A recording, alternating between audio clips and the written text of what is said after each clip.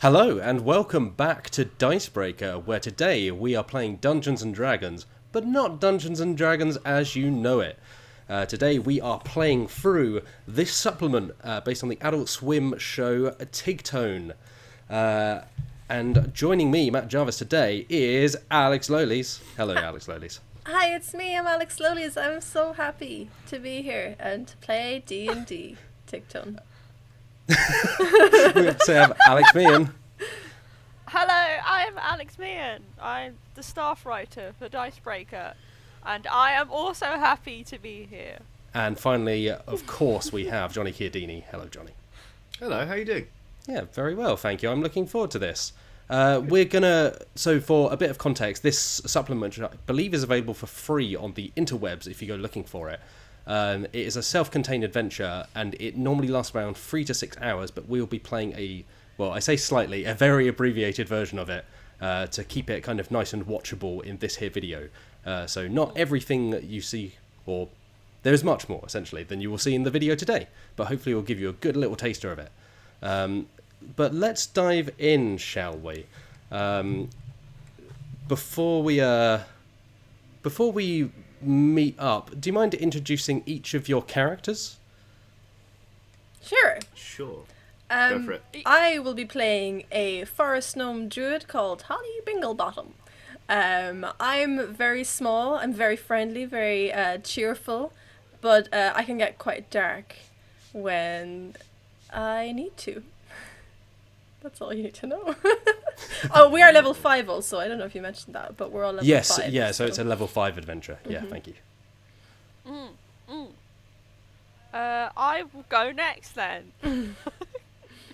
I am playing a bugbear wizard called Margaret Hiddlesby. If people don't know what a bugbear looks like.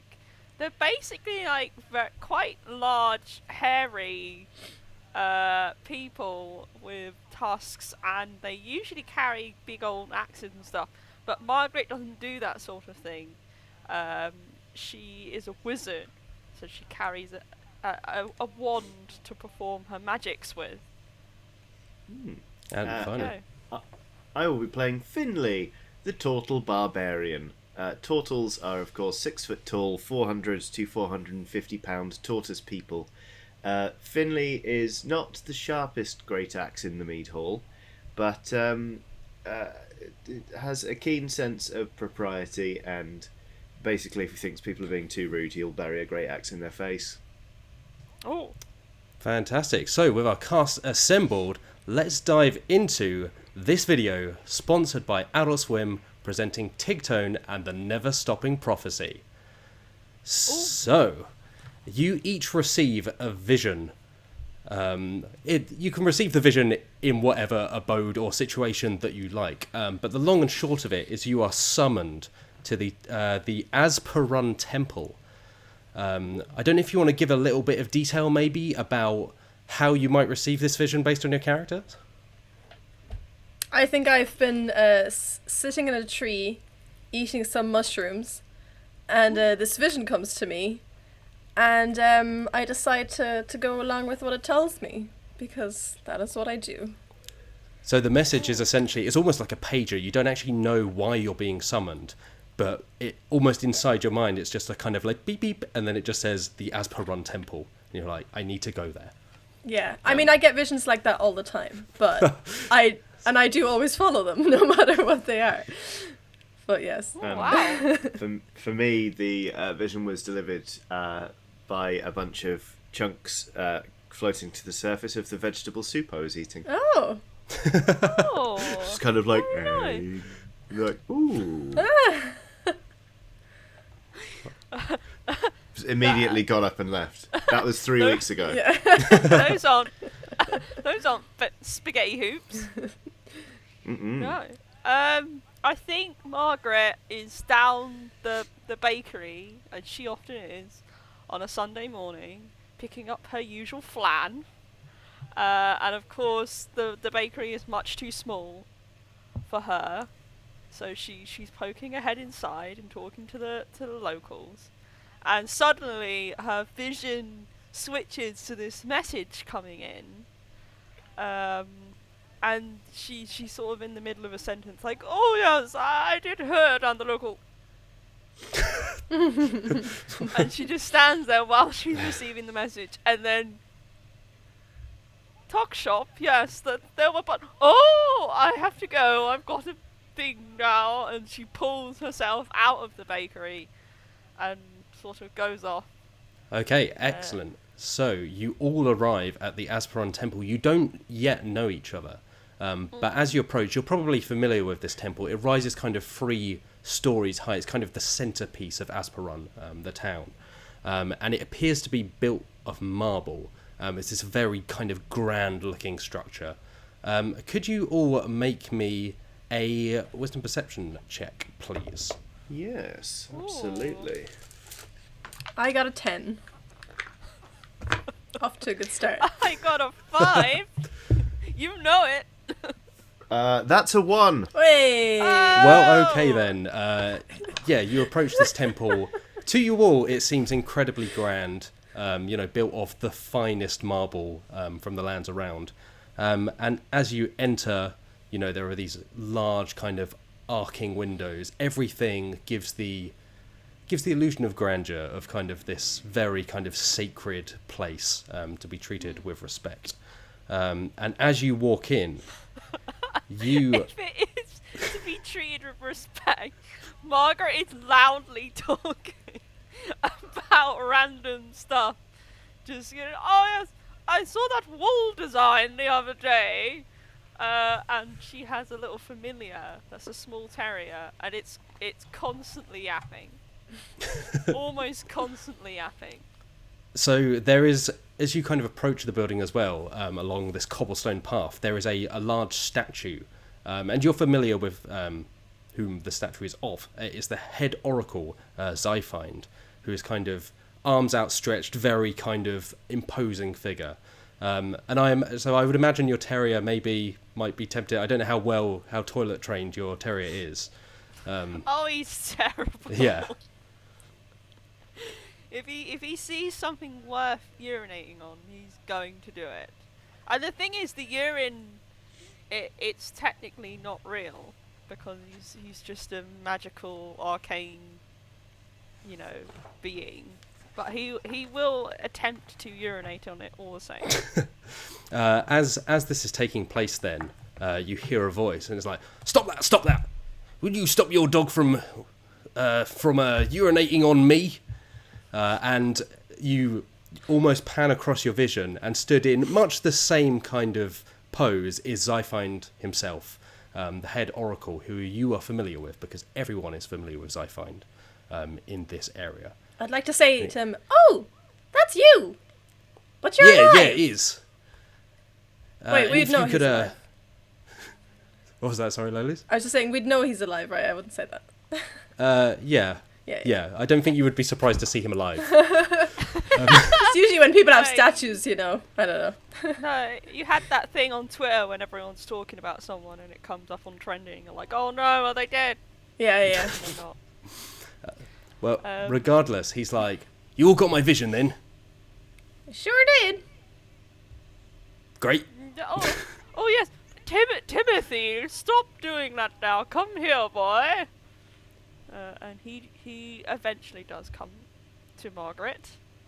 "If your dog does that again, he'll be finding himself his own statue made of him, because I'll do mean things to him." Do you mean you'd stuff him? Well, in a manner of speaking. Okay. Anyway, we're not here to discuss dogs. We're here to discuss this mission that I've got for you. All right. Okay.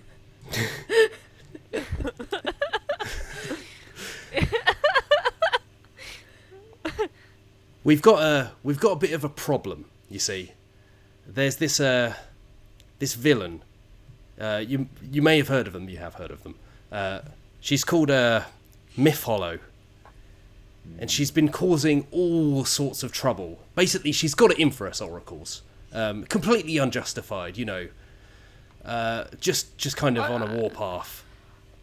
I mean, I did hear the rumors and read about that scandal in the local newspaper about oracles, but I suppose you can't really believe everything these days. Well, I tell you what, you can believe what I'm saying. That's for sure. But you are the chosen ones, and yeah, we could do with your help. Can you all make me a wisdom insight check, please? Yes. That's an 8. Whoa. I'm rolling really well. Oh, that's an 11. It's a 9 from me. Well, okay then. We're all useless. Oh, this is off to a fantastic start. As far as you can tell, it's all legit. As I find wants to send you on this mission to deal with Myth Hollow. You're not quite sure of the reason, other than she's a villain. She's got it in for these oracles. The oracles are kind of the upstanding members of the town. And he says, well, of course, we'll reward you. I can't quite tell you what that reward will be yet, because, oracles, we need to work it out among ourselves. But by the time you get back, we'll have worked it out, and I assure you, the reward will be worth the journey, the mission, the hardship, the potential death, but probably not, that you'll encounter. Well, I kind of need an idea of what we're doing this work for. I mean, I don't work for free. Just because I'm freelance doesn't mean that you can just, I need to know a figure here. Well, I can't give you a figure, but I tell you what I can do.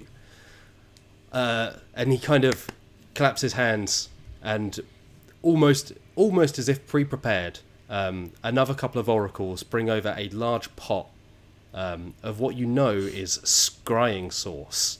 And so this scrying sauce is essentially, it's used to prove the veracity or legitimacy of things in general.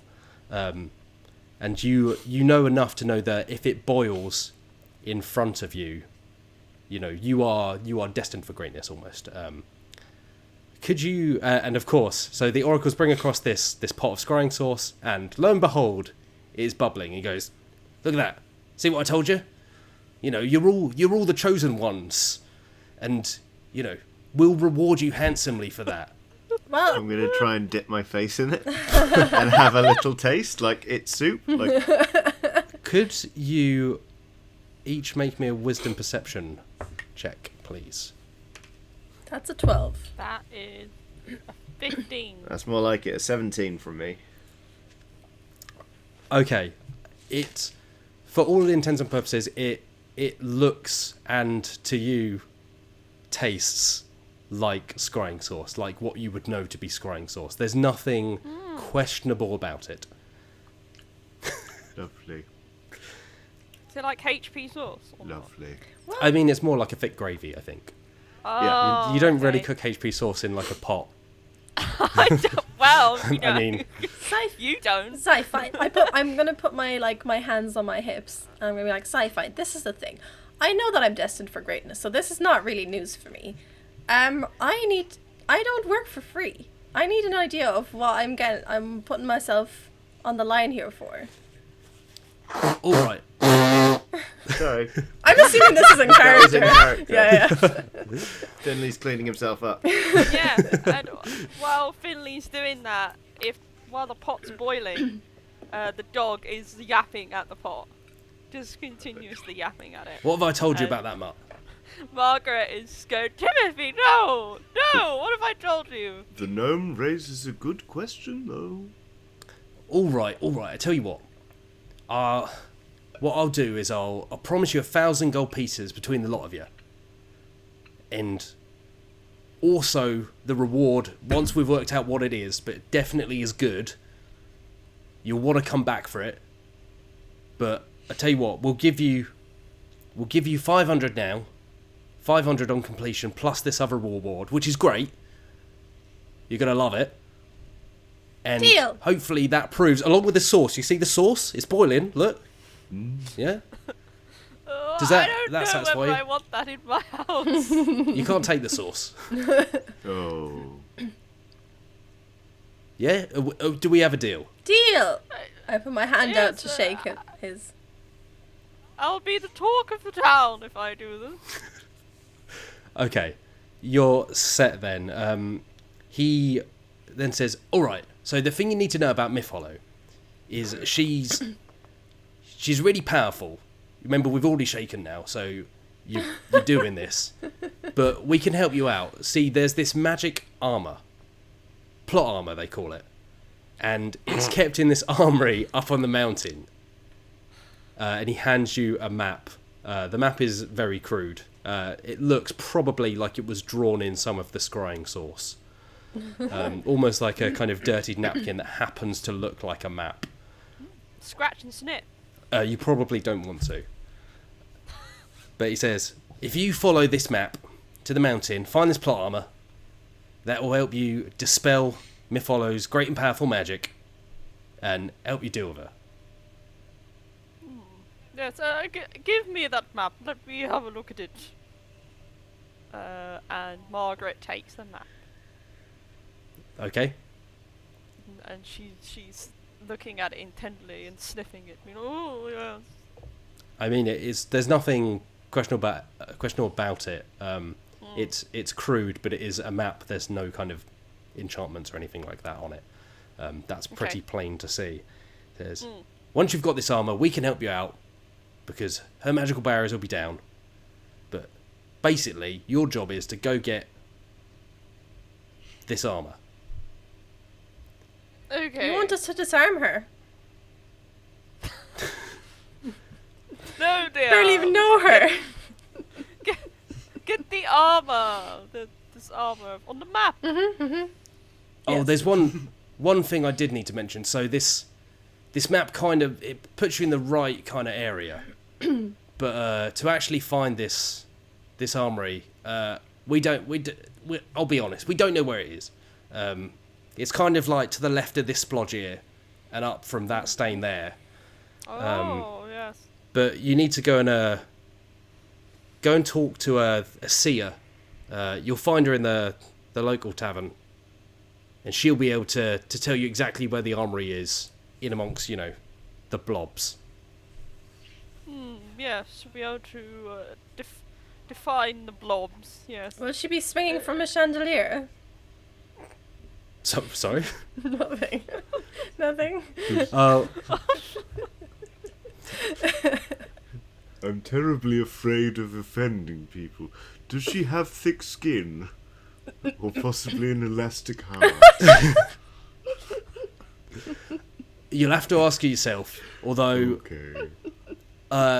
one complication might be she doesn't remember anything, so you'll have to work that out. But remember when we shook on it? It's your problem now. Anyway, you'll find her here, and he hands you a second piece of paper that looks like the first map you received, and it's essentially just an arrow drawn in the source that's pointing you back the way you came towards the town. Cool. I'll take that one as well.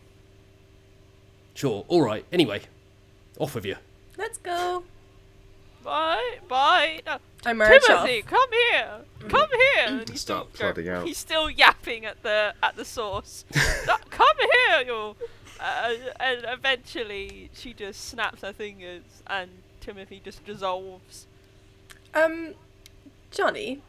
So Yeah. are you quite a big tortoise? Oh, 6 foot. Oh, but you Tortoises go. you walk standing up. Yeah, Oh, okay. I was I going to see mean- if I could hitch a ride. you can. I only have Absolutely. short legs. Yeah, I think, Finley would be like, would you, like, you know how tortoises kind of have that, like, almost like a pommel on the back Yeah, of their yeah. head? I reckon you can just hang on to that. Okay, And yes, just, like, definitely. I like clamber up, like really awkwardly. Like I probably kick you in the face a couple of times on the way up, and that's A couple of times. really put the boots in. yeah. I'll retract my head into my shell until you're safely up there. Okay. You're like, hang on. Because now I've got a Okay. good view as well, because I don't see much Yeah. from where I am usually. Perfect. All right, so you're Which is running great on because I'm not Finley. very intelligent. So several weeks later, you arrive at the Premonish Inn. Yeah, Margaret's been like holding up the piece of paper. Just, oh, maybe it's this way. I recognise that rock. So there's the Premonish Inn is quite, well known. It's the drinking hole of Asperun. So it's relatively easy to find the tavern. And once you're in, the seer that you're looking for is also relatively easy to spot. She is bedecked in kind of very grand clothes, very similar to the oracles, which immediately marks her out against the kind of like leather armor clad warriors and passing adventurers that are milling about, spilling beer and whatnot and wiping blood off of tables. I would like to go straight over to her, put my hand out and go, "Hello, I think we're looking for you. My name is Holly Binglebottom." Well, it's nice to meet you, although I'll probably forget that very shortly. I apologize. I'm seer. I'm a seer, although, unfortunately, at the moment I can't see very far back into the past, the whole memory thing. Why are you looking for me? Margaret comes up behind and says, "Oh, yes, hello. My name is Margaret Higglesby. I've had a few drinks. Don't mind me. We need to talk to you." Okay, so there's two of you, and you both want to talk to me, but you haven't told me why. You just making conversation? We need directions. I'm sorry there are three of us, but we're looking for an armory? I kind of crane my head up towards Holly for confirmation. Was it an army or an armory? Armory. An armory. Oh yes, we're of looking armor. to get we're looking to get armor from Mythalos. Plot armor. Well, I might know that, but again, memory. Is there... I realize you might need to remember this to know. But is there anything that helps with your memory? I find a nice bowl of soup to be very restorative. Unfortunately, I've tried some soup. I've also tried vast quantities of beer. Oh, yes. Have you tried not vast quantities? I can't remember, but what I can tell you is the last thing I remember is I was in a small clearing just on the edge of town over there, and she gestures, and there was a child kind of this high, kind of like a leather jacket of some kind on, kind of tousled hair, and that's the last thing I remember. And since then, nothing. I've essentially been in this pub since. I think. While she's saying this, Margaret has gone over to the bar and said, "Excuse me, could I have a bucket? And could you fill it with water, please?" Yeah, the bartender kind of gives you a funny look, and she says, "You'll have to pay." Yeah, whatever. Okay, it's essentially nothing because it's a big bucket of water, but it's still a bronze piece or a copper piece of some kind. But she does indeed fill a large bucket of water for you. And she's going to go back to the seer and dump it on the head. Why? And as she's done this, the little dog Timothy suddenly materialises against Margaret's will and starts yapping at the shit. What's happened? You Don't worry. Either you'll forget about it in a moment, or your problems are fixed. Did that help? Did it sew me up? Or I usually find that helps a good shock of water. No, it hasn't helped, and you can bet I won't forget this. Oh, well, good. good. That's progress. But listen, it's while you were at the bar, we were being told about a fascinating clearing and a young hoodlum. So either you dropped your memory and maybe he knows where it is, or he's done something to you, in which case I'll cleave him in twain. Either way, we should go. Yeah, I'm not the biggest fan of hoodlums either, but surely that's a little bit harsh. No. Well, it's either that or we give the seer another ducking. I am could you very not- in favour of that. Barman, please, another bucket of water. The bartender looks at you, and having seen you dump this bucket of water over one of her patrons, just absolutely shakes her head. It's Can like, I cast Druidcraft, which technically says I can create an instantaneous harmless sensory effect such as a puff of wind. But can I make it a little bit more than a puff of wind just to dry the oracle? Like a hairdryer. oh, sure, yeah, absolutely, yeah. Okay. So, yeah, the seer's hair kind of just burst that. She's like, oh, Matt, can I use... Is there any water on the floor? well, yeah, I don't think she's not like a sponge. There would have Can been... I use shape water to cause it to rise up and fall on top of her head again?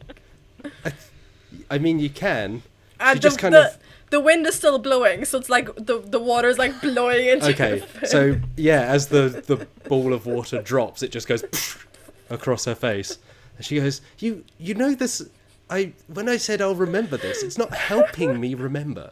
It's just causing me to remember this incredibly unpleasant experience happening right now. Well, that's something, isn't it? Well, you've certainly perked up. Not unless you happen to form the shape of the map to wherever it is you want to go out of the water and I suddenly remember. Oh, you need a map! No, you need the map. That's why you're here. Even I Margaret- remember that. Pulls out the map with the source on and shows it to her. I withdraw into my shell with a pint. I like the idea that there's almost light coming out of your shell, like a pub window, and just the kind of interior noise of glasses clinking. The seer, Sudiklir, looks at your mat. She goes, well, I've already been... Is it you that keeps forgetting? I don't have a memory. You're just showing me a napkin with some stains on it. At that point, Timothy has been grabbing the napkin and sort of tugging it and growling and trying to lick the sauce off. And now Margaret is just entirely occupied by that. Go, no, bad boy. Can you roll a strength test, please? Oh, 12. That is 16. Okay. You manage to wrestle the napkin out of Timothy's mouth, but because you do it with such force, it tears in half. Oh no! So now you have two halves of a sauce map. Nice. Siduklia just says, well, it seems that the longer you hang around here, now you're almost down a map. So do you mind going and getting my memory, and then maybe I can help you? Or are you just going to throw more water on my head? Let's go. Where are we gonna... Did she say where we could... Like, as we're walking out, I turn around to... What's your character's name again, Johnny? Finley. Finley. I turn around to Finley and I go, did she say where we can find this little boy? She did gesture towards the clearing. Yep. Great. Okay, cool. Let's return to the scene of either the dropping or the crime and see what we can find. Okay, so several weeks later, you arrive at the clearing at the edge of the... well, you know, This is what you get for bringing a turtle along. Yeah. You arrive at the clearing, and you're poking around in the bushes. Could you roll me, let's say perception, wisdom perception. Okay. So, were we looking around the clearing? I am good at nature stuff. Could I roll survival or something? No, because it's not. You're not necessarily looking to. It's not the nature that is the thing that you're working with here. You're just looking for clues. Okay, well I got a Classic. 6. I hope you're happy, Matt. I rolled a 19. Oh wow. I rolled a 5. Okay, so Finley, as you're poking through bushes, which presumably takes you several hours, Yeah. or slowly chewing, or whatever you may be doing. It's how I'm so perceptive. So I'm looking at everything for ages. Almost in a way that seems like they materialized. A small kind of child emerges from the bush. He's like, "Oi, what are you poking around me bush for?" Is he taller or smaller than me? I'm about 3 foot. Probably about roughly your height, I would suspect. Okay, so I'm like, We're looking for something. It's someone's memory. Oh yeah. You. Oh, I mean, no. Oh, no idea what you're looking for. I Never, I was never about heard of to it. say, would you happen to know anything? No, I've never even And met the now seer. I'm certain you do. I'm gonna cast. We didn't mention the seer. Oh, I'm gonna cast Muffins. hold person on him. it's going to cost what? Sorry, Hold person. hold person. So you have to succeed on a wisdom saving throw or be paralyzed. No, never mind. I thought I just held him in place. No, No. it's only temporary. You can paralyze him. Yeah. Fine. Okay, fine. I'll paralyze him. Okay, I, wisdom saving throw, right? Yes. What am I rolling against? 12. Oh, I rolled an 18. Oh, okay. So he just goes, "Oi, oi." He almost brushes it off. Look, I admit it, I've got the seer's memories. But I won them fair and square. We played a game, and she was very bad at it. And then that's What's how I the got the game? memories. But to be honest, What's the game? well, I was going to say, having a load of memories of a seer, just not very fun. I don't really need to know, what she did 20 years ago. What I was trying to do is get the power to look ahead, but it turns out memories, they're all behind you. So, Would you be willing to exchange the seer's memories for something else? well, I'll tell you what. We'll play the same game, because I'll tell you, it's a great one. And if you lose, I'll get some of your memories. But if you win, you can have her memories. Well, so. If we win, we solve your problem. If you win, you make your own problem worse. Well, yeah, but it's the winning that counts, isn't it? Seems to me like you have some sort of. Compulsion. Yes. I sit down Perhaps you should look into this. on a tree trunk. I'm just gonna assume this is a tree trunk. I sit down on a tree trunk, like arms on my hands on my thighs, like, all right, let's bring out the game then. What is the game? All right. Well, you've heard of Spot the Difference, right? Yes. Well, it's that. So, Oh. what I'm going to do is, I'll give you some time to look around this clearing here, and then you all shut your eyes, and then I'm going to change some things, and if you can point out the things I've changed, you win. Okay. Exactly how much time are you going to give us? Because some members of our party like to take quite Your a time's while up to now, look at and he things. clicks his fingers, and suddenly all of you, it's as if your eyes have been closed of their own volition. Oh, this is gonna involve a wisdom perception check. I just know it. Oh my goodness. Oh, I can't see anything. I think I'm facing some sort of fourth wall. When Margaret's eyes are forced closed, Timothy pops out almost out of her control and who knows what he's doing? Running around, yapping. The dog also can't look. So Because I can communicate yap, with though. animals. the kid notices the dog still yapping around, and he's like, "Oh, almost forgot you about you." So yeah, your eyes then open after what only feels like a second, almost as if you've blinked. He's like, "All right, well, that's the things that have changed then." So now, to break the fourth wall, this game, as written, it involves making several skill checks.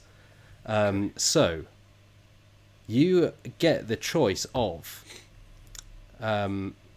essentially, you need to work out 3 things that have changed. So he says, I've changed 3 things. You get 1 guess each. If you can all guess what I've changed, well, that's it then. I have a question. Yes. Can I cheat? In what way? So, I have both speak with animals and beast bond, which would give me a telepathic connection with an animal. So if there was any kind of squirrels around or something, I could just ask them straight up. It's telepathic, or are you speaking out loud? It would be telepathic. Okay. Do you roll to cast this, or do you just do it? So for beast bond, I'd need to touch the animal. It looks like I just cast it. But you need to touch. Oh, actually no. So the spell fails if the beast's intelligence is 4 or higher. It says. 4 or higher. Okay, probably not happening with a squirrel. But you need to touch the squirrel, right? Yeah. Okay. Can you roll me a stealth check? Okay. It's going to be quite high because obviously he's now looking intently at you. Not 20 plus 2. Whoa! Okay, so there are squirrels around. So describe how you would stealthily manage to touch this squirrel. Touch the squirrel. I think I've got some nuts in my pockets at all time. So I think I just kind of get the nut out and just kind of just wave it around. Like I can see, I think I see the squirrels around, right? So I'm kind of just wink at one and show it my nuts. Oh, God. Lord in heaven. All right. Well, the squirrel does indeed come over to check out the nuts, and you're able to touch it. Do you have to touch it with your hands, or I suppose you can maybe just touch it with your foot or something, so you're not bending down to? Yeah, it just says back touch. into the tree while forming a link with it. I reckon it touches my hand to get the nut out of. Oh yeah. Yeah. Okay. All right.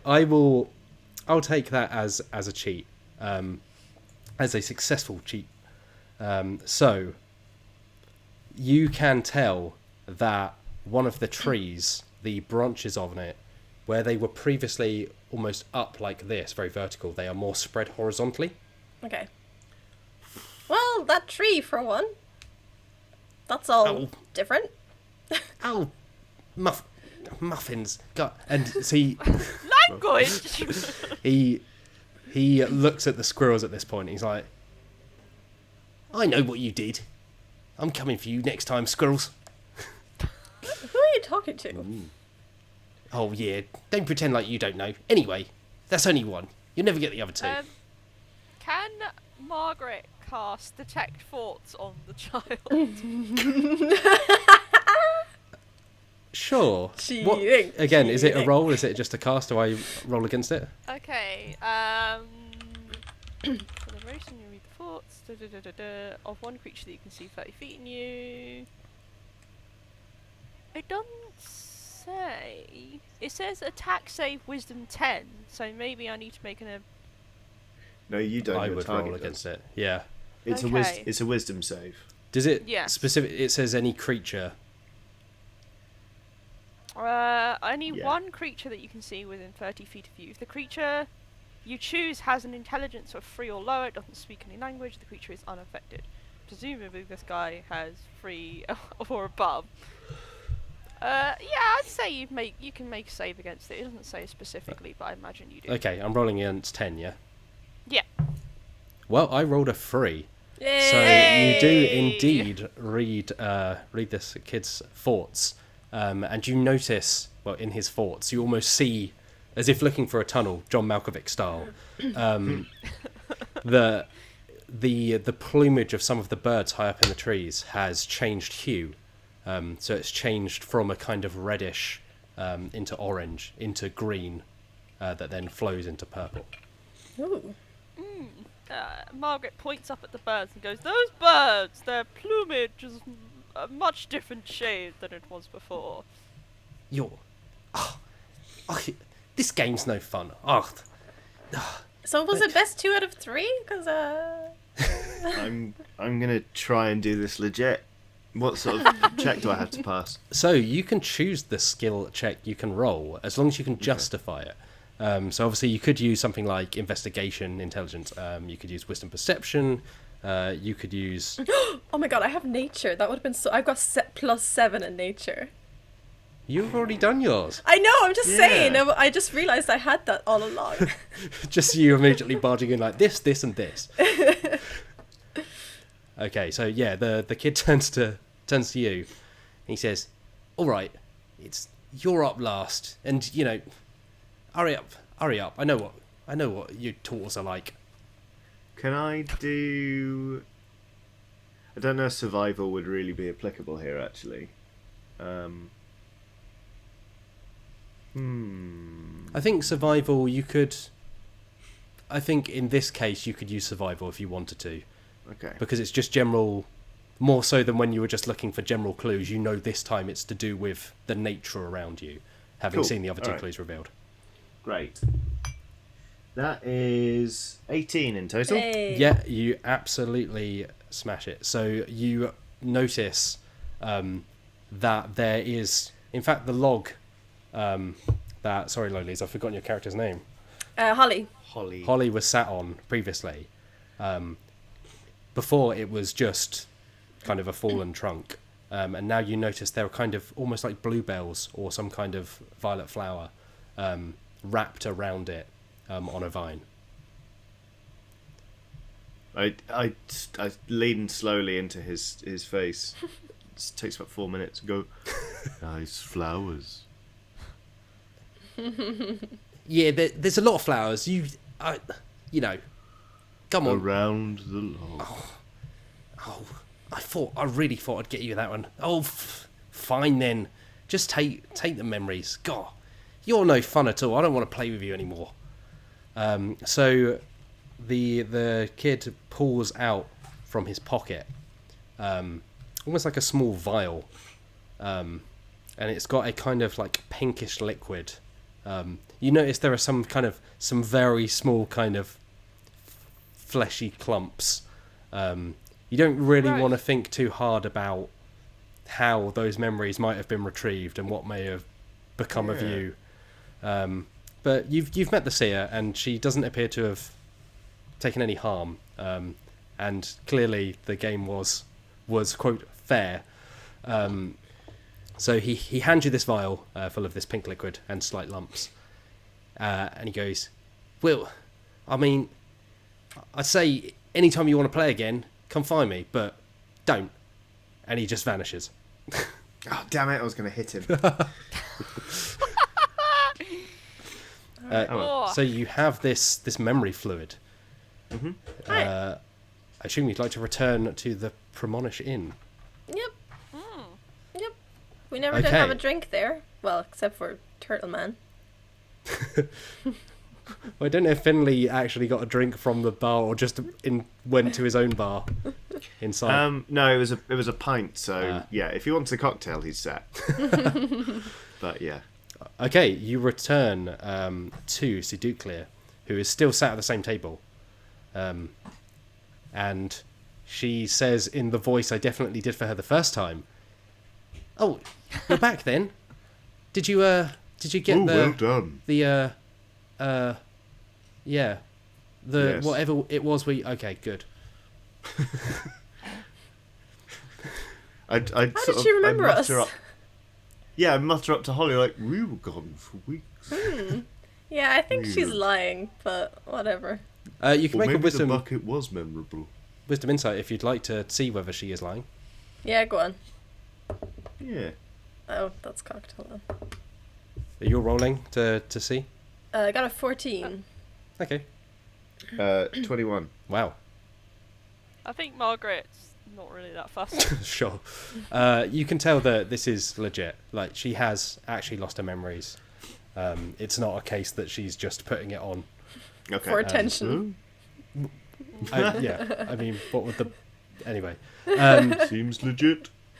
She goes, well, you've gone a while. I'm guessing you probably want to... I shoved the bottle down her throat. Oh yeah, give it to her.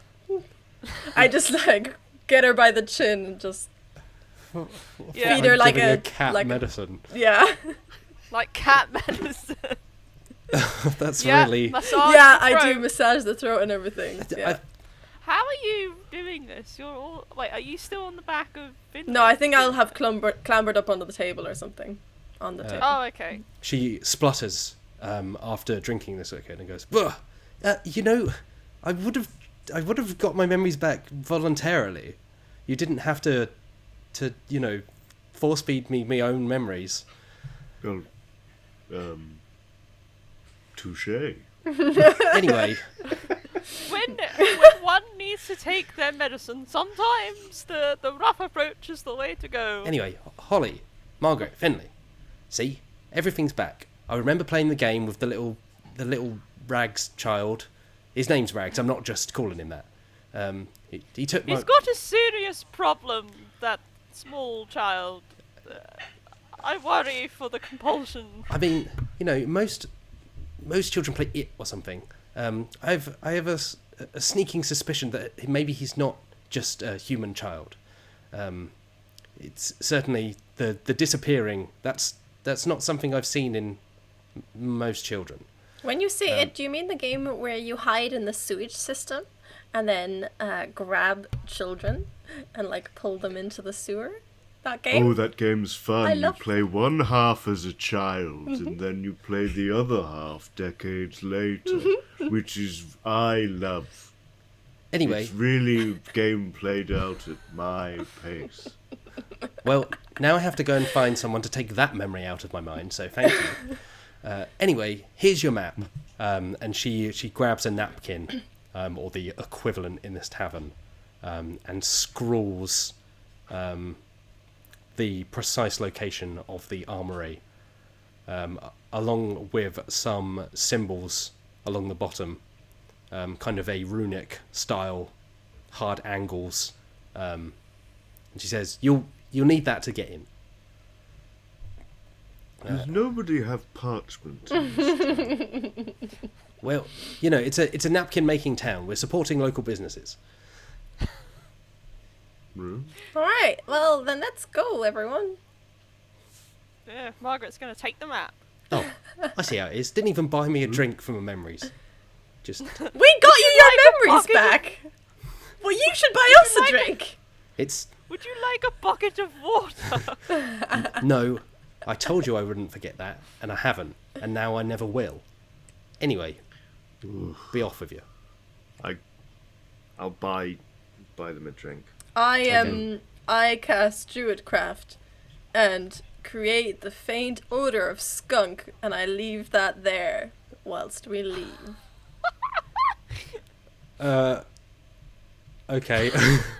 You got a skunk spray on her. I'm just leaving the odor of skunk around her face, so that Oh, she's okay, like, right. that she's like, oh, and it just never go. Well, The animal skunk.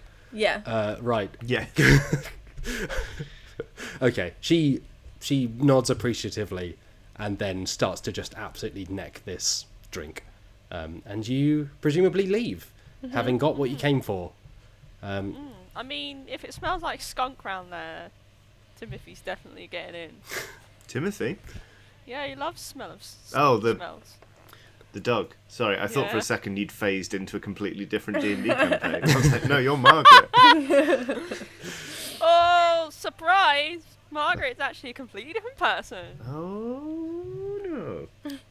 Okay, well, you make your way with the guidance of your map that's been torn in half by a dog covered in sauce, and this slightly more precise map drawn by Seduclear. You make your way to the Abysmal Mountains. which is a treacherous kind of range of mountains. You can feel almost the air in your lungs start to freeze as you ascend. Only a Are few. there storm giants or not? Not that you've seen, but certainly when the howling wind stops, which is not very often, you do hear long off kind of calls, almost like the noise of a large horn being blown. But you can tell that it's not a horn, it is in fact a pair of lungs attached to some horrific creature that you don't wish to encounter. So It's a giant pair of lungs. Is it Robert O'Cuff? O'Cuff with his. So I would like, could one of you please roll a percentile die? Absolutely. Alright. Go on, Johnny. Go on, Johnny! God, silent. 53. 53. Okay. As you are ascending the mountains, Only following 53 of these- us, 53% of us survive, is it? Wow. As you are ascending these mountains, crunching through snow, and occasionally stopping to catch your breath, you notice kind of small stacks of stones, rounded pebbles almost, stacked up into kind of cairns along the path that you're making. And you feel yourselves drawn to one in particular, slightly larger than the others. And as you approach, you start to hear almost like a thrumming in your ears. And the breath that was kind of frozen in your throat because of the cold, you suddenly start to feel your throat closing up in a different way, not related to the weather, just a kind of unpleasant, almost like when you have very strong hay fever or something like that. Could you all please make a Constitution saving throw? Oh my goodness. Oh, good. I've got advantage. Not advantage. Hey. 13. Okay, I rolled a 21. I rolled a natural 20. nice. Ooh. So you all managed to avoid being poisoned. Ugh. As you're drawn towards this stack of stones, you kind of start to realise that it is a kind of negative energy coming off of the stones themselves. So one of you, presumably not the turtle because it would take too long, kicks over the pile, and as soon as you do that, the thrumming that was building in your ears, almost to the point where you could feel the blood vessels about to go, it just cuts out. I carry a someone pulled the staff. plug Can out. I just have like baseball style, just hit it? Yeah, absolutely. Can you make me a dexterity throw? Roll. Okay. Ba-na-na-na-na-na. Dexterity is where? Oh, there. Sorry. That's a 19. But okay, it goes, it just disappears into the distant fogs. It is as true a you hear strike it as you get. You hear a distant ow. And then it echoes, ow, ow, ow, ow, ow, ow. You just hit 40 people. But yeah, it's as true a strike as they come. It is, if there was anyone around to see it, you would have been signed up for the local leagues. Oh wow. Maybe your dream career is not druid, it is baseball player. Oh, hit me up. Druids play baseball, probably. Yeah. You can only do so much. So the rest. Anyway.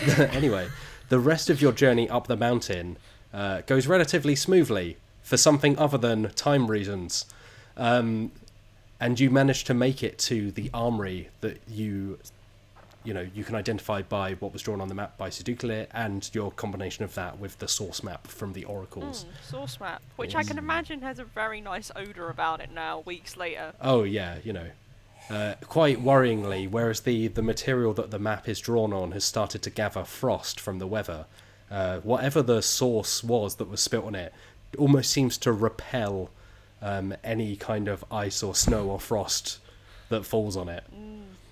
You try not to think about it too much. But you make it to what you now know to be the armory. It looks like a large mound of snow where it's been buried by the weather.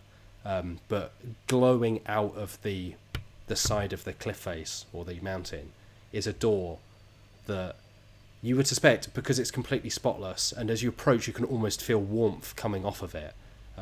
It's clear that nothing has stuck to it because it's melting whatever goes near it. And you notice that there are a number of symbols carved around the edge of the door that match the symbols that Seduclear drew on the bottom of your map. Cool. Seems to be the correct door. So, yeah. You just tried to push Push it. the door open. Yep. Yep, it opens. Could you? I thought we'd have to do some form of puzzle. Could you? I don't make think we me- have the time, Finley. Could you each make me a quick insight roll? Oh, that's a 4. Oh, that's a 6.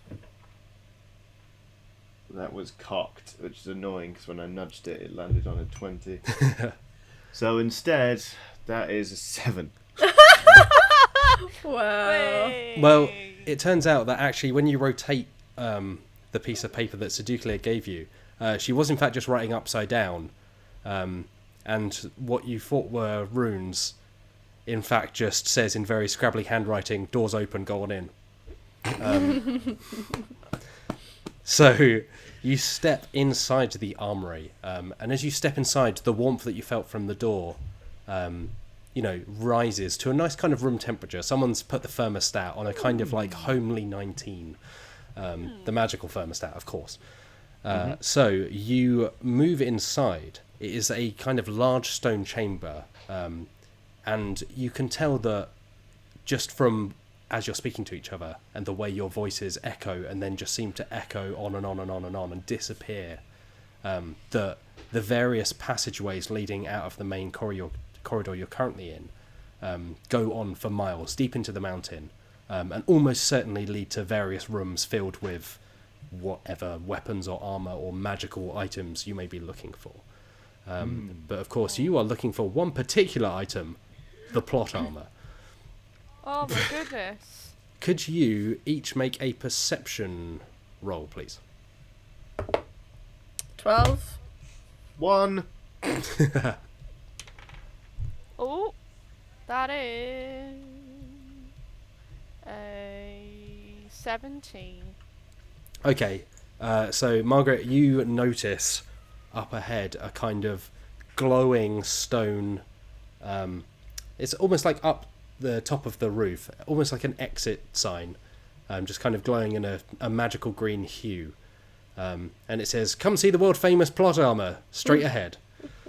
Oh, look. Oh, I wonder if there's a brochure I'll be able to take home. There are no brochures.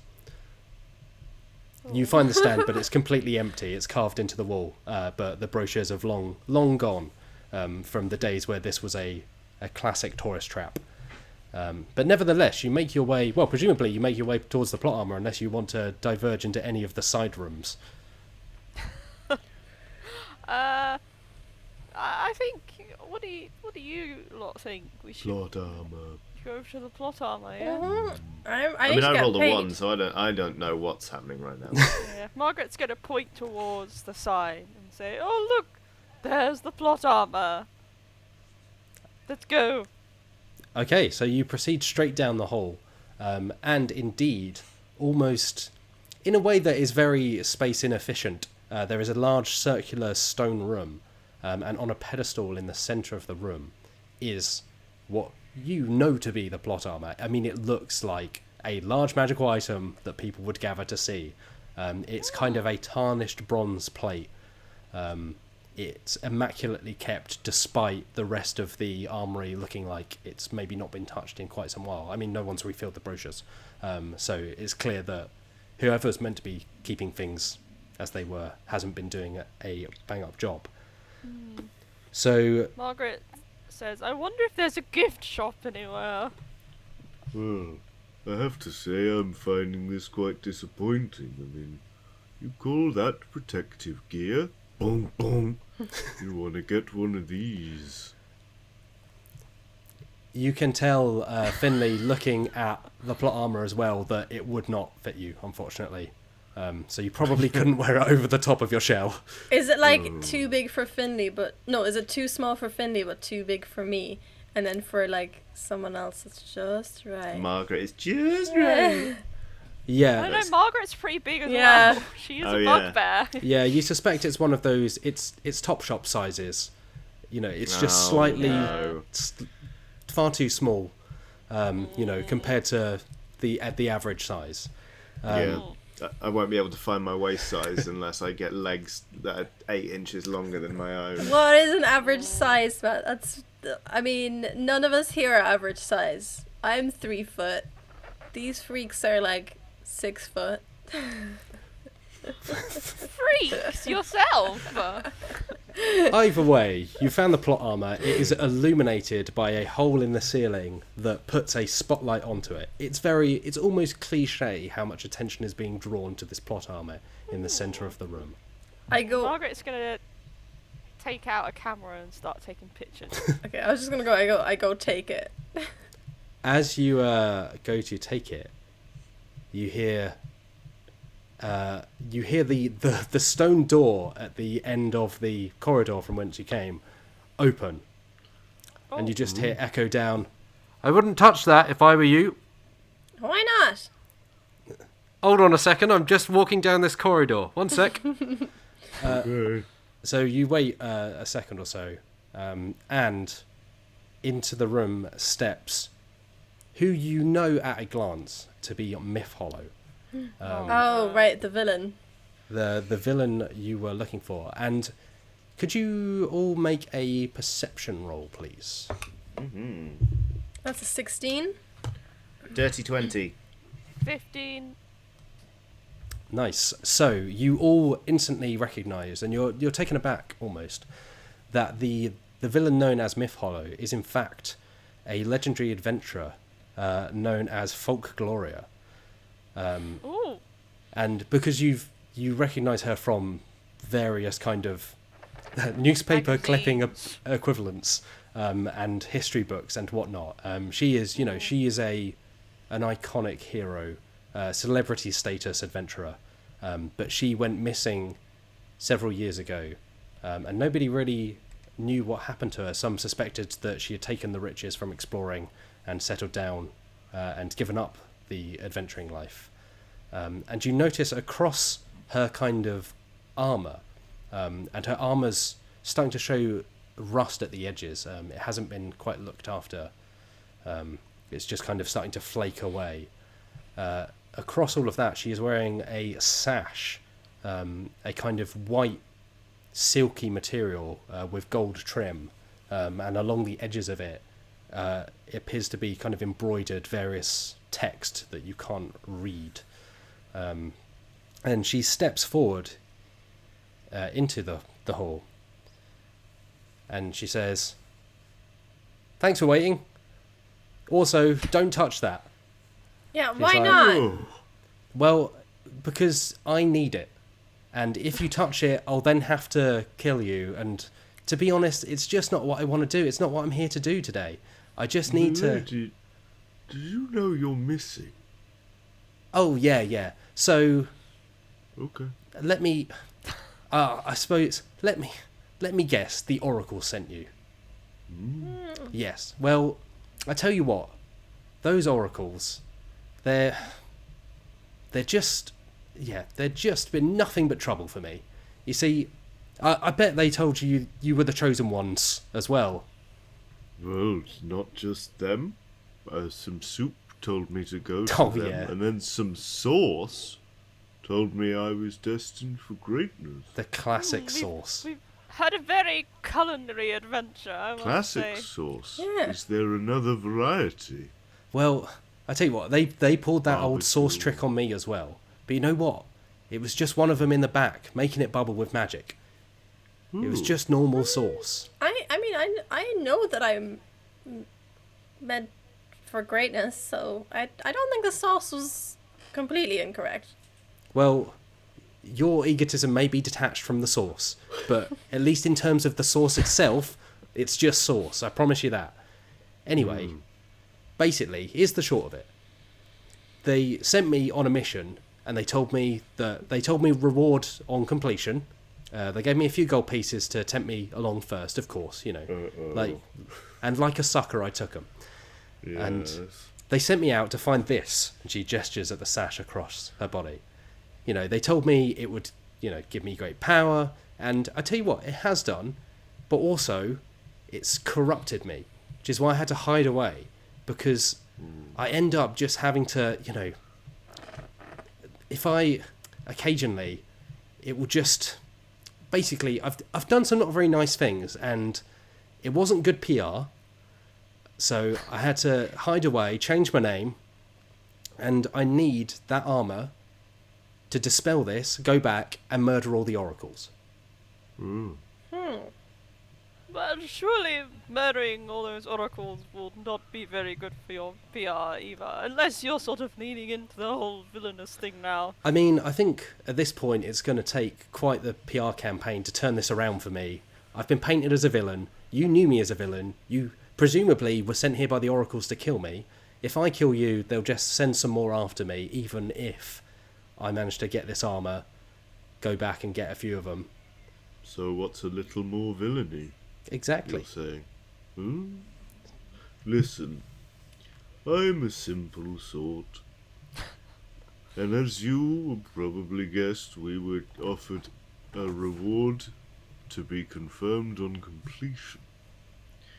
If you can offer me a reward now, and it's a real one, I'll kill whoever you bloody like. I knew I liked this guy. I'm with him.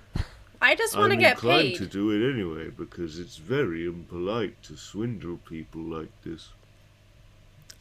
Okay. Well, as long as I don't have to do any of the killing myself, I don't see what the problem is. Well, I mean, I guess the oracles have really reached the bottom of the barrel if they're sending you after me. I mean... Oh, yeah. I expected more kind of... no offence, but I guess morally upstanding. But this is great then. To be honest with you, I've never really been that bothered by morality. It's such a subjective thing. Someone stole my recipe for that delicious pie. Oh, no, I didn't. You can't accuse me of that. Even if I did, who's to say? That's the problem. Those sort of scenarios. Yeah, it's a bit of a they said, you said right now. And as long as we get paid, we don't really care who's in the right. I mean, I've got a grudge to bear because I've walked a bloody long way. Yes, well, I can see that, but maybe on the way down we can flip you over and use it like a sledge. With your permission, of course. Anyway. You'll have to buy me dinner first.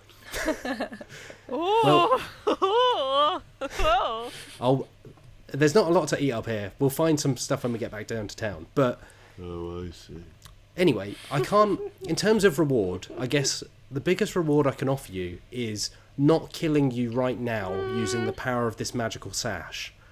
I cast hold person. Okay, you're casting hold. Yes. What? You must do a wisdom saving throw. Beat a 12. Beat a 12. Okay. I rolled a 15. No. So, I think as you try to do it, you see the sash stiffen for a second, as if it's taken the spell, and then it just again returns to kind of moving slightly in the breeze that's rolling through the armory. Myth Hollow, Folkloria, kind of, she says, "Well, I suppose I should have expected that, but I mean, I'll give you that one because I mean it hasn't really bothered me, but I will. I think if you try that again, I'll have to kill you, I'll let you know I don't want to, but you know I could just really do with that armor. So if you could just stop trying to cast magic on me, that would be great." Okay. I I wasn't really sure what she was doing anyway, so I'm not held accountable for that action. Or any actions. Okay. You don't want to kill anyone. You don't want to be associated with any magic. Do you want any reward? Do I want any reward? I mean, I'm... Not you. Oh. I'm talking to the bugbear. Oh, me! I don't really know what I'm doing here, to be honest with you. Okay. I was kind of bored with my humdrum existence, I suppose. I thought this would be quite thrilling. But now with the threat of death looming over me, I maybe it wasn't the best idea, but I'm sure we can come to some sort of agreement. Just saying, if you don't do the work, you shouldn't expect to get paid. I never said anything about being paid. Okay. After all, experiences are much more popular now than objects these days. Speak for yourself. Folkloria just kind of quietly says to herself, wow, they really do pick 'em. She goes, okay, look, I can't give you a reward other than this cursed sash, which I assume you don't want because, like I say, I've spent the last several years trying to get rid of it. I mean, you're welcome to wear it, but it will bond to you, and then it's not a good time. You know, there's so much blood involved, and it takes several washes to get it all out of the sash, and the sash caused you to wash it. Why was a bad colour to choose for? Well, I didn't make Blood the sash. You know, the oracles make plenty of bad decisions, and fashion is clearly one of them. Well, does the sash make the woman, or does the woman make the sash? Well, in this case, the sash has made the woman do all kinds of nasty things. So I would recommend not wearing the sash. But you could always flog it to some poor unsuspecting mark. I've always wanted to go and flog it. I must admit. Anyway, I've spent several years journeying to get here, finding this bloody place, and you clowns are now on my way. Are you going to let me take the armour and murder all the oracles? As a reward, you can have whatever they've got in that temple of theirs, which, I don't know if you noticed, but it's all wood. It's not marble, it's just very carefully painted wood. So I there's think nothing that's where for all their us to- budget went. So you're saying we can have whatever we want in there, but it's all wood? I mean, it's full of tat. It's all a facade. Much like this. I'm not a villain. They're not great and powerful oracles with magical soup. They can just cast a bubbling spell like a wireless kettle. Well, they gave us 500 gold to start with, and we've been promised 500 more. So, I mean, and you're not promising us anything. Can you roll perception, please? Yeah. That's a 10. Yeah. A 10. It's enough with this kind of added information from Myth Hollow. As you are saying this, I think you'd be like waving a sack of gold. And you notice that it's just a little bit lighter than it was when you first took it. And as you open it to look inside, you notice that some of the coins are almost fading out of existence. Kind of like that bit in Back to the Future where he fades from the photographs, but the coins themselves, you can still pick them up, but some of them are much lighter, both in colour and in weight. And you realise that you've essentially been conned with this illusory gold. Oh, but... Yes, buts indeed. Oh, language. Anyway, I think I would say my humble home, humble that it is, has always been a tad bit small for someone of my greatness, let's say. I wouldn't mind taking over their halls. They'd certainly be large enough for me and little Timothy here. Timothy pops into existence and immediately starts yapping. I would like to pick up the armour and throw it towards Mytholo and go, here you go. Oh, okay.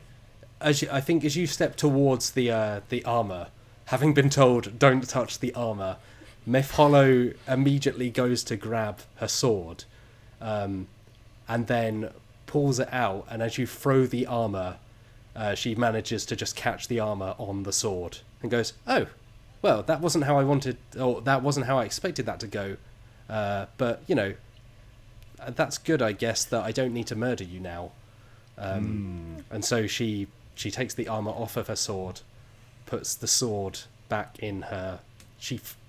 Can we join you on the oracle killing spree? Oh yeah, I mean, there's plenty of oracles to go around. I mean, normally I was expecting, this to be more of a moral quandary, I guess. But yeah, I guess if you want to come murder some oracles, that's something we can do. Well, if they fake paid us, so I mean, I've got a bone to pick with that lot. Okay. I will be filing an official complaint and will probably watch you kill them, but I will not directly be involved in their death. I could have been at home eating soup. Someone's gonna die today. Okay, well... in a few weeks, probably, by the time we get back there. Well, we can skate down the mountain on my shell. I really don't know whether I'm going to be able to fit on that with everyone else, but I suppose I could meet you there. Okay, so having gained the plot armor, Myth Hollow puts it on, and you realise that although it was not the right size for you three, it is in fact the perfect size for Myth Hollow. And it seems as if that maybe the sash and the armor were somehow connected, that one answers the other. But she slips on the armor, and she immediately kind of goes, "Whew, wow, that feels much better." Pulls out a small dagger, just cuts the sash off and throws it to the side. It's like, that's quite enough of that. And now I get to murder on my own volition, rather than at the call of a cursed sash, which is great, really. It's all you can really ask for in this life. We are still talking about the oracles, right? Yes. Okay. Okay, so you, having now kind of helped Myth Hollow out, you can leave the armory, because you've got what you came to do, or came to find, and if you decide to skate down the mountain on Finley, okay, you'll get back much faster. Yeah. Yeah, I flip onto my back, retract myself, and you just hear, like, hop on! from inside. I really don't know whether Margaret's going to be able to fit on there. I mean, you're 6 foot tall, right, Finley? It's Yeah. I'm big. yeah, it's like a skeleton bob. You'll tuck together, and make it down fine. If I'm 6 foot tall, that's a good, 3.5 foot of shell? Can I get into the shell as well? Can we have a drink in there while we go down? Because I'm quite small. Yes, I do. So Yeah. Okay. No, go on. If Holly goes in the shell, then Margaret can sit on top. Yeah. we're just So- inside the shell, just cheers. Who's Cheers. driving the shell if Finley's having a drink inside? Yeah, I mean, Margaret's probably driving. Just set it on a course. Yeah, I can't drive it. I don't know whether you want that, because I'm imagining Margaret's not a very good driver. I would assume that Finley's got some kind of window Autopilot. or autopilot. Yeah. Well, I think as you Finley, is this the first time you've offered your shell as a sled like this? No. Okay, so you know. So I think we can probably provide steering assistance by leaning on the inside, but that's what everyone's going to have to as do. you slosh about. Yeah. Yeah, and I think. Oh gosh, Folk Gloria, whose name I keep forgetting and almost calling her Myth Hollow, other name. Occasionally, kind of further towards the end, after you've had a few more drinks in the internal bar inside your shell. Yep. She occasionally just sticks her sword to steer around a couple of trees towards the bottom of the mountain, and just goes, typical. So you return with Folk Gloria in tow, or probably leading the way. In fact, she's quite enthusiastic about murdering these oracles. As You am I. return to the temple, which again, now with Folk Gloria's kind of inside information, you realise the whole time that there's just a few kind of wooden seams or seams between planks on the outside that marble typically doesn't have. And the other thing that marble doesn't have, as you touch the side, is splinters. So you suddenly realise that the whole time it was just a very kind of elaborately painted, like wooden shell. And as you walk inside, you notice that the windows are very similar as well. They're not stained glass. They're just patches of fabric fixed to a frame to look like stained glass. It's like a case of cowboy builders to me. Mm-hmm. So, as you walk in, Folkloria's like, well, fantastic then. I guess I'll get to murdering. Yeah, I'd like to wild shape into a panther for the murdering. Okay. Yeah, that's fine. Cool. Oh, go on, Lolies. No, that's it. I'm just gonna do some murdering now. I don't think Margaret wants to actively engage in the slaughter, but I think she definitely wants to have a good see. So she's gonna cast Galder's Tower, which causes her to conjure a 2-story tower made of wood, stone, and similarly sturdy materials. And in it she can put a little lounge and an observatory, which she's going to stand up the top of and watch the killing. So I don't know whether summoning this tower causes it to burst through the ceiling of... Oh yeah, absolutely. I mean, building. it's very flimsy wood. Yeah. So you just immediately destroy the kind of ceiling of the temple. We arrive, ceiling falls down, tower erupts. Yeah, and for reasons unknown to you, suddenly everything's on fire. Because it was a fire hazard the whole time, and it turns out that as soon as you kind of cause any structural damage, everything bursts into hot flames. Sauce. Yeah. You can't be Yeah. having that in a wooden structure. Yeah, it turns out they were cooking the sauce in a non-ventilated area. Ugh. And in fact, a lot of the time they couldn't even be bothered to use magic, so it was just gas. Ugh. Oh, that's a death trap, that is. Margaret's going to sit atop her tower with a nice cup of tea and a few scones and watch the proceedings. Okay. I just for all avoidance of doubt, I'm getting out my great axe and I am just laying waste to absolutely everybody. In fact, I've tied a coloured bandana around my face. It's got eye holes, and I'm just like trying to cleave people in two. Okay, I mean these oracles, as mentioned, they're not. It turns out they're not particularly powerful at all. Given enough time and preparation, they can curse an object like the sash with quite strong magic. But kind of at this point, you're catching them unaware because they really didn't expect you to side with the villain they sent you after. So the most they can do is kind of boil soup, and it turns out that Folkloria's blood is already kind of boiling, so there's no need for any of that. So I'm going to roll this d10 and see how many escape. 4. So yes, you lay waste to this kind of false temple and those inside it.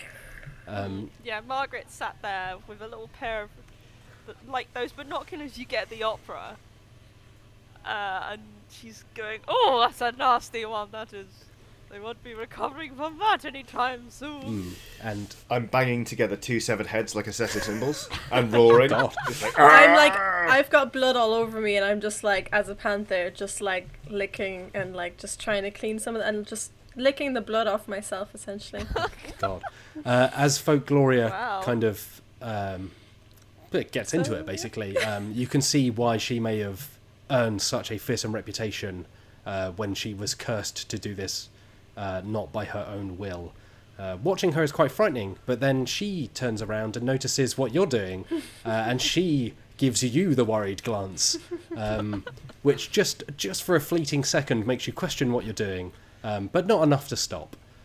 And once you're finished, and there's very little left of both the oracles or the temple they once inhabited, you search through the ruins, and you find an item of great power that would be revealed the next time we play the Tigtone RPG. But for this session, that is the end of this particular tale. Oh my goodness. Amazing. Alright. That was great. So Thanks, Matt. That was really good fun. that's all right. And so the items you could receive are in fact in this supplement, which are all based on the Tigtone series.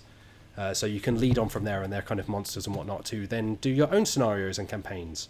Oh. But that was a very shortened version of the adventure that is in this particular supplement, which is available for free, I believe. There should be a link in the description. But that is it from us. You can, of course, find more Dicebreaker on this here YouTube channel, youtube.com/Dicebreaker. You can find words and kind of everything else over at Dicebreaker.com. You can find us on Twitter at JoinDicebreaker.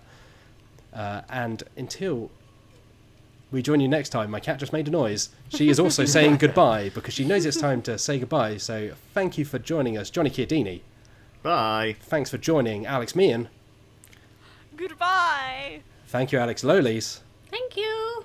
I've been Matt Jarvis. This has been the Tigtone RPG. And thank you for watching.